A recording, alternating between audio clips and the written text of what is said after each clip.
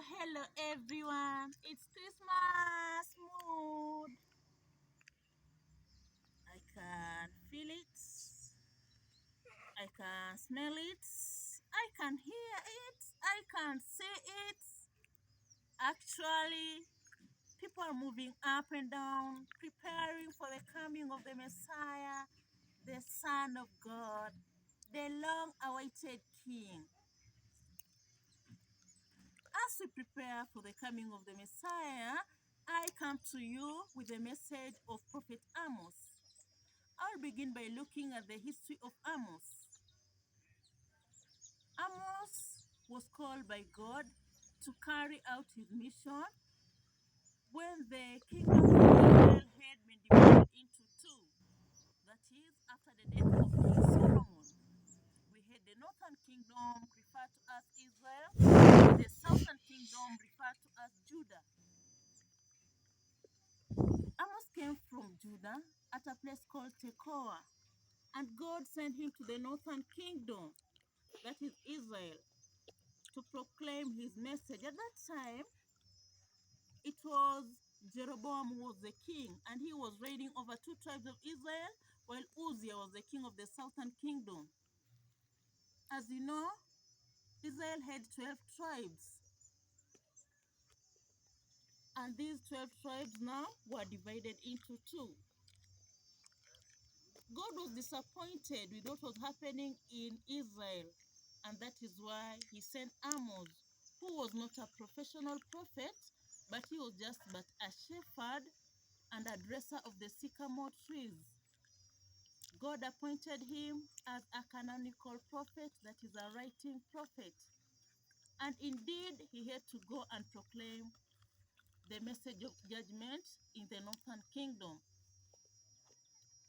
In the northern kingdom, we had so many evils. And I would like to focus on religious evil that were there, because we are Christians. Yes, we are celebrating the coming of the Messiah. But are we to evade God's punishment? Supposing God's judgment was today, will we be safe, or will we perish the way the Israelites perished? Some of the Israelites were exiled.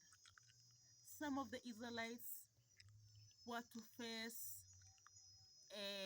hostility from the foreign nations. Some of the Israelites faced earthquake and other disasters because God was tired with them and he was disappointed. And actually, to show that this punishment was to take place, Amos said to see the visions. And one of the visions was the destruction of the temple of Jerusalem, because actual religion was corrupt. During that time, there was hypocritical religion, hypocrisy. People were pretending to be what they were not. They were teaching what they were not practicing. In our today's religion, do we have hypocritical religion? Have we ever come across religious leaders, for instance, who preside over marriage ceremonies, but now, after that, they go after these ladies? Do we have these religious leaders who are in charge of youth groups or women groups, but they go for those women for sex? Do we have religious leaders who ask for money for them to, for their Christians or followers to receive miracles? During the time of Amos, people were emphasizing on empty sacrifices and offerings together with tithes, not knowing that God was concerned with sincere worship and giving from the heart. God was disappointed with them, and he looked at their songs as noise. And he said to Amos that he was tired with their noise. Do you think God is tired with our song? Is he viewing our songs as noise? Is this, do you think our songs are noise to God? During the time of Amos as well, priests were paid. They were paid for them to preside over ceremonies.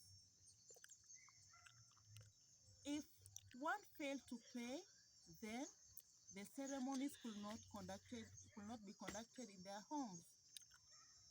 In our churches today, are we insisting that Christians pay for them to receive services? Do we have a huge gap between the rich and the poor? Do we have? Are we accommodative to the poor? Like during this season, are we feasting and celebrating when the poor are being sidelined? My call to us, Christians, let us be accommodative with the poor. During the time of Amos also, leaders were very corrupt. They were very corrupt and they were very arrogant.